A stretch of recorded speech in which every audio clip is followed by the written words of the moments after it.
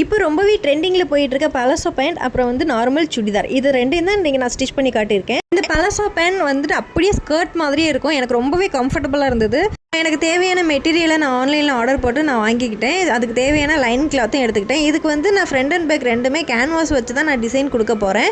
So front நெக்குக்கு வந்துட்டு நான் இந்த மாதிரி டிசைன் ஒன்று கொடுத்து அதை கேன்வாஸில் கட் பண்ணி எடுத்துக்கிட்டேன். அதே மாதிரியே பேக் நெக்குக்கு நான் யூ ஷேப்லேயே கொடுத்துக்கிட்டேன். ஸோ பேக் நெக்குக்கு தேவையான அந்த டிசைனையும் நான் கட் பண்ணி எடுத்துக்கிட்டேன். இது சுடிதாரோட மெயின் டாப் கிளாத் வந்துட்டு எனக்கு நல்ல திக்காக இருக்கிறதுனால நான் ஃபுல் அண்ட் ஃபுல் லைனிங் கொடுக்க போகிறதில்ல.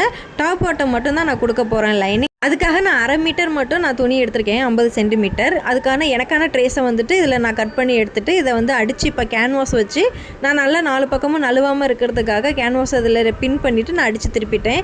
ஃபைனலாக என்னோடய ஃப்ரண்ட் அண்ட் பேக் 2 டிசைனுமே இப்படி தான் இருக்குது. சுடிதாரை ஃபுல்லாக ஸ்டிச் பண்ணி முடிச்சதுக்கப்புறம் நம்மளோட சுடிதார் பார்க்க ரொம்பவே அழகாக இருந்தது. ஸோ டைலரிங்கை பொறுத்த வரைக்கும் 3 விஷயம் ரொம்பவே முக்கியம். 1 ஃபிட்டிங், 2வது ஃபினிஷிங், 3வது கம்ஃபர்ட். இது 3மே இருந்துட்டு அந்த டைலர் நம்ம விடவே மாட்டோம். ஸோ என்னோடய ட்ரெஸ்ஸில் எனக்கு இது 3மே ரொம்பவே கம்ஃபர்டபுளாக இருக்குது. ஆல்ரெடி நான் வந்து ப்ளவுஸ் வீடியோஸ்லாம் போட்டிருக்கேன். அடுத்தடுத்த வீடியோஸ்லாம் உங்களுக்கு நான் நிறைய எடிட் பண்ணி வச்சுருக்கேன், போட்டுகிட்டே இருக்கேன். வீடியோ பிடிச்சிருந்தா மறக்காமல் லைக் அண்ட் சப்ஸ்கிரைப் பண்ணி சப்போர்ட் பண்ணுங்கள். பாய்.